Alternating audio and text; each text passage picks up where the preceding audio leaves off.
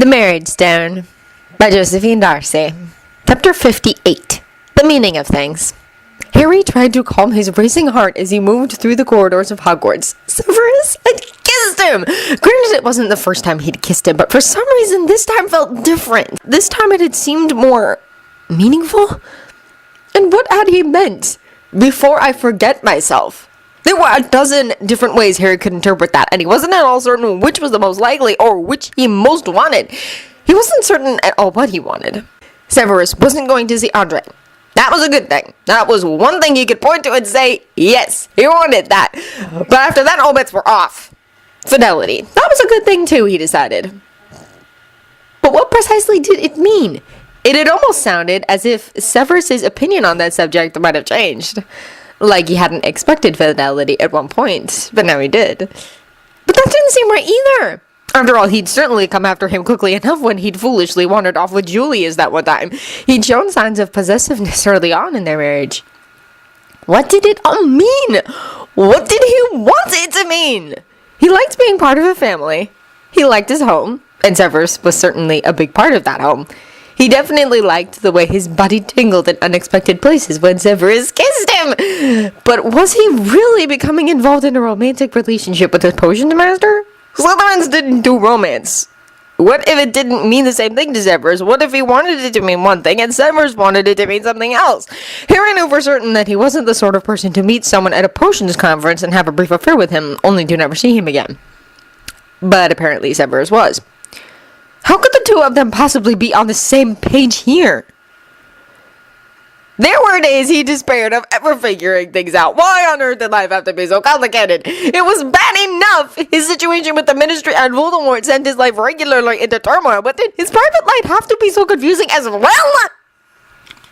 Reaching the open doors to the Great Hall, he paused before carefully peeking around the corner to see who was already present. He knew that the prophet had already been delivered to the castle. Sirius had confirmed that. But he had no idea what sort of reaction to expect from his friends. He was only grateful that the rest of the students were not currently in residence. They would all be returning soon, but perhaps by then the initial reaction to that photo would have blown over.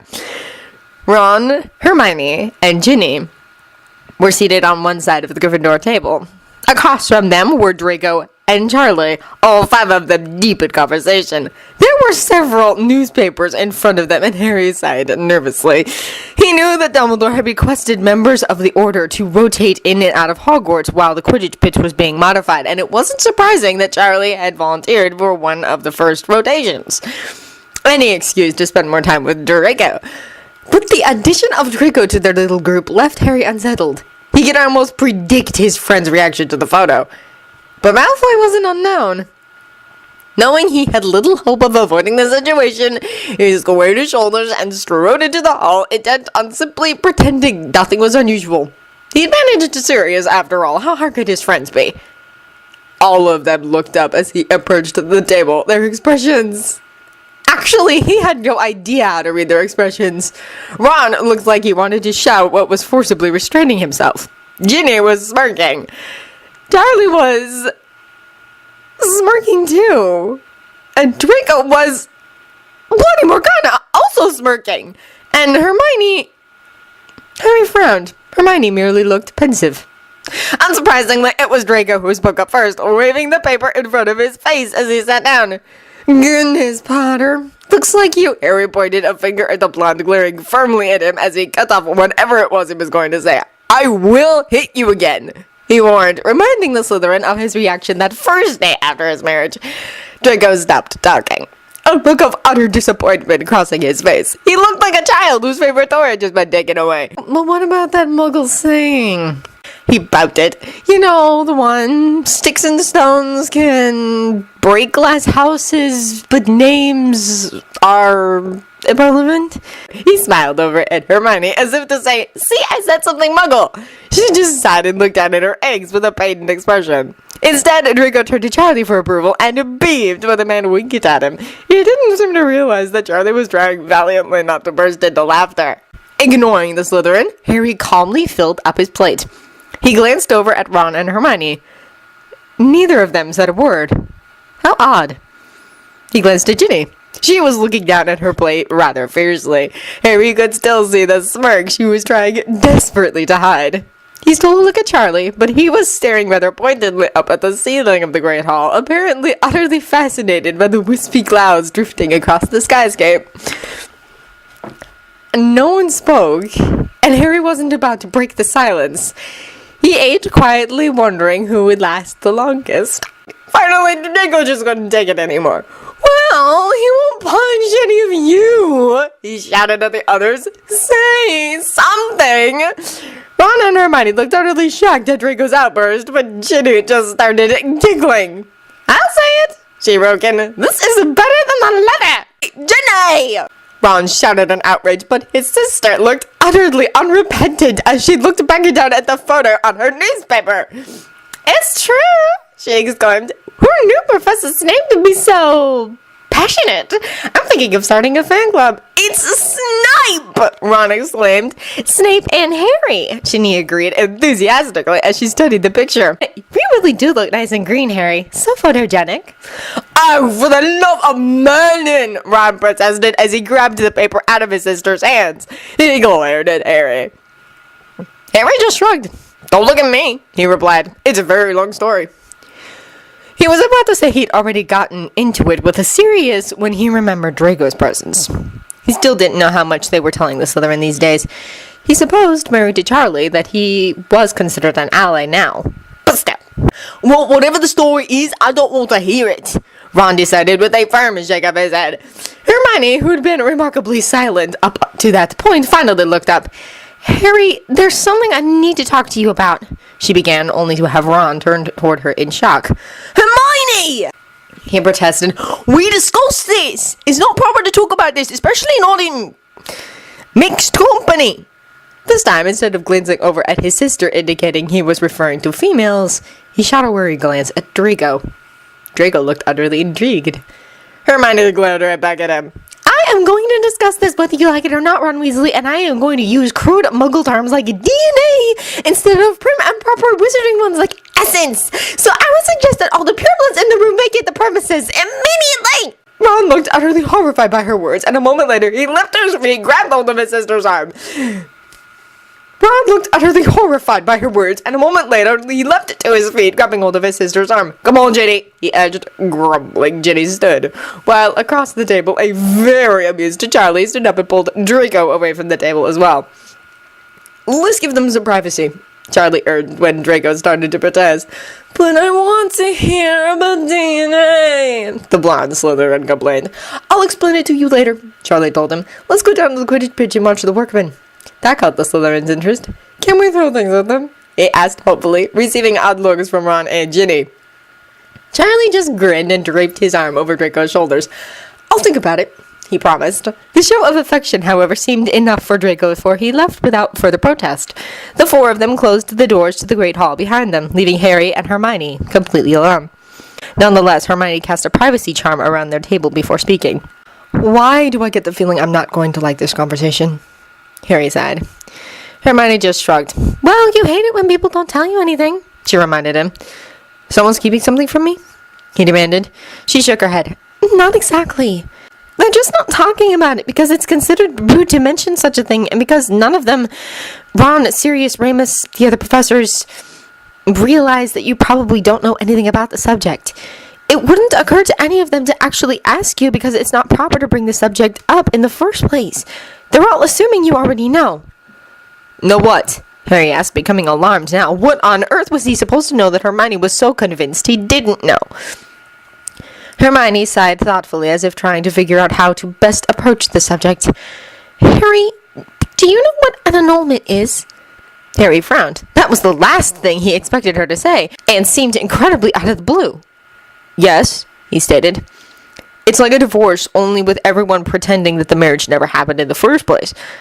What does this have to do with what everyone else is not telling me? I knew I was right, Hermione said mostly to herself. Harry, that's the subject no one will bring up because they consider it too private to talk about. But they're all assuming you know what it means when you don't. You only know what muggles think it means, and it's not the same in the wizarding world.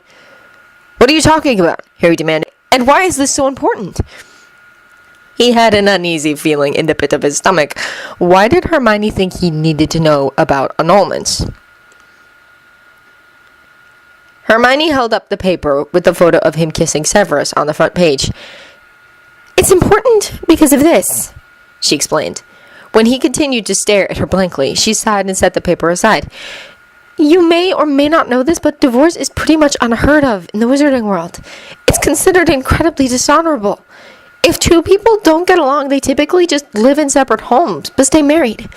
And there certainly isn't any possibility of getting remarried after a divorce, unless your ex dies first." "You can't get remarried after a divorce," Harry repeated, still not certain why this had anything to do with him. "Not legally," Hermione agreed. "Well, unless you were marrying a muggle, but I guess it wouldn't matter. An annulment is different, though. It means the marriage was never valid to begin with, so there is no problem with dissolving it. But there are very specific things in the wizarding world that determine whether or not the marriage is valid. Do you remember your marriage vows? You swore to join body, name, house, and power. Those things mean something very literally in the wizarding world. Two of them are really important, body and power. And if you've joined those, then an annulment is no longer possible. If 3 out of the 4 vows are fulfilled, then there can be no annulment." When Harry just continued to stare at her, she pressed on valiantly. "You and Professor Snape have joined your names. I know everyone still refers to you as Harry Potter, but legally you are actually Harry Potter Snape. And you've also joined houses. Your house has accepted Professor Snape. That would be serious, though I admit it was probably grudgingly. And Professor Snape's house has accepted you. That would be his family. But as far as I know, you haven't joined body or power, which means that when you turn 17 and no longer have to worry about the ministry, an annulment is still possible for you. But this," she held up the paper again, "is likely to worry a number of people like Sirius and make them think you're heading in that direction." Harry shifted uncomfortably in his seat, his stomach knotting up the longer this conversation continued. Suddenly, all Sirius's jokes about monasteries took on a whole new meaning. Had that merely been his way of hinting at a topic that was apparently inappropriate to bring up? "So everyone is planning on giving me an annulment on my 17th birthday?" he asked stiffly around the lump in his throat. "No," Hermione shook her head. "Not exactly. It's just that the option is there in case you want it. Unless you do something to make it impossible. And unlike everyone else, I don't think you are even aware of the possibility, let alone what might prevent it." She was right, of course. It hadn't even crossed his mind to ask such a thing. Why would he when the one thing in the world he wanted more than anything was stability? And now it sounded like even his so-called family was no longer a permanent fixture. "Body and power," he said, as if trying to clarify the two things that could prevent such a thing. Hermione nodded. "Body means sex," she clarified. "It means literally consummating the marriage. Remember those innuendos Professor Snape made to the minister the night of your marriage? That was about confirming that your marriage would definitely be valid so that the minister would have no reason to question it." Harry felt his face heating up as he remembered the conversation in question. At the time, he had understood the implications, but hadn't really known why they had been important. "And power?" he asked, wondering what that was all about. "That's usually a byproduct of body," Hermione explained. "It can happen automatically when two people with magic have sex, unless they take steps to prevent it. Your magic sort of seeps into one another to the point where you can actually sense the other person's magical signature. Sometimes it's something that happens slowly over time between a couple as they become more and more familiar with each other's magical signature. You know that feeling that comes over you when Dumbledore gets angry or uses a lot of magic and everyone can sort of feel it? Like electricity cackling in the air? You do it too sometimes and everyone can feel it." Harry nodded, knowing the sense she was referring to. "It's supposed to be like that, only to a much stronger degree, almost to the point where you can influence each other's magic. Like with Molly and Arthur, they can use each other's wands as easily as their own. Sometimes it happens even without the sexual element. I've suspected Remus and Sirius have been able to perform tandem magic since they were children.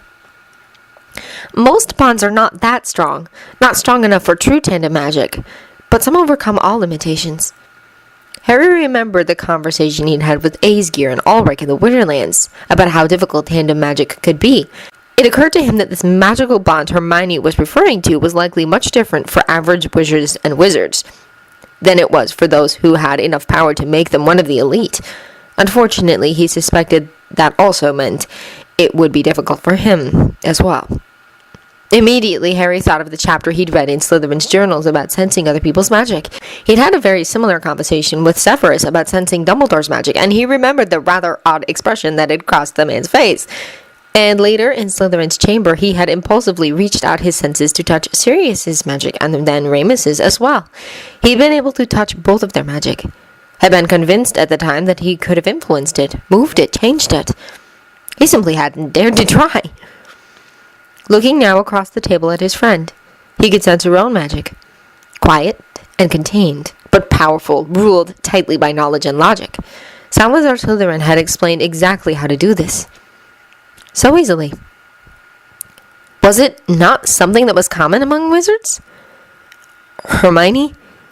He asked reluctantly. I can sort of sense everyone's magic. For a long moment, Hermione just stared at him, her normally calm face tense and thoughtful. That's probably not something you should go around telling people, Harry, she said at last. Then it's not normal? No, she shook her head. But then again, you're not normal, and I think you understand that, don't you? You're not like the rest of us. I think you're more like Dumbledore. He can probably do the same. I always wondered how he was able to read people so well, you know? He nodded reluctantly. He'd had that particular veil lifted from his eyes in the Winterlands when he'd learned exactly where he stood in the wizarding world. His power level set him apart from most everyone. Harry glanced down at the paper lying on the table. Ginny was right. It was a rather passionate embrace. He felt profoundly miserable. So you're saying that when I turned 17... He trailed off, not really wanting to finish the thought. Hermione impulsively reached across the table and took hold of one of his hands. Harry, I'm not saying you have to get an annulment. I'm just saying you can if you want. You were forced into this marriage because of the minister's foolishness. You can be free to choose for yourself if that's what you want. But the marriage stone picked him for me, Harry reminded her. Somehow it was important that he hold on to that fact. It seemed the only substantial thing in his life at the moment. A faint smile touched Hermione's lips. I know that, Harry, she nodded. I'm just saying that if I want to be free, I can be. Harry finished. And what about Severus? What if he's the one who wants to be free? What if he wants to be free and I don't? Or what if I do and he doesn't? Oh, no, he thought, what if that's what Severus had meant this morning? Before I forget myself. Before he did something that would prevent the annulment, he was already planning. A sharp pain twisted his heart. Hermione squeezed his hand tightly, drawing his attention back to her and away from the thoughts that were now racing in his head. This was about you, Harry, not him. I doubt very much he'll ask for an annulment. There would be no reason for him to do so. He frowned at that. Why not? She just shrugged. He was raised in the wizarding world. He grew up expecting his marriage to be arranged. And as marriages go, he couldn't have picked better than you. Unless he absolutely could not stand your company, he would have no reason to end your marriage. And I'd say it's safe to bet that he's grown rather fond of you. How do you know that? Harry asked, his heart pounding. Her gaze softened, as if she heard something more in his words than a simple question. You didn't see the look on his face that day in Hogsmeade when you were shot with those arrows, or the way he sat at your bedside until you were better. And that was months ago, Harry. And who was it who went into the Winterlands after you? Sirius and Remus, who love you. And Severus Snape. Severus's words came back to him suddenly. Duty was the last thing on my mind when I went into the Winterlands after you. Those words had filled him with such warmth. He clung to them now almost desperately, for this new knowledge Hermione had given him made him feel like the rock upon which he stood had been yanked out from underneath him. This family he had insisted he had, this home he had come to crave, they could very well all be temporary, just like everything else in his life. Are you sorry I told you? Hermione asked him. He stared at her. Was he sorry? He needed to know. He realized that, of course. How much worse would it be if several months from now Severus surprised him with the news?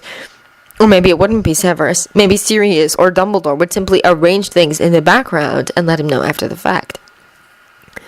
No, he told her. It's better to know. An odd look crossed her face, and she glanced down at the paper again. You know, Harry, she began slowly, being married to Professor Snape protects you from a lot of things.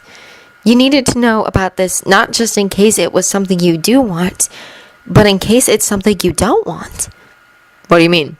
While you're here in Hogwarts, Dumbledore can keep people away from you.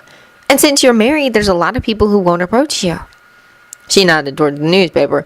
The gossip columns are always filled with stories about foreign dignitaries and other famous people, and your name comes up frequently.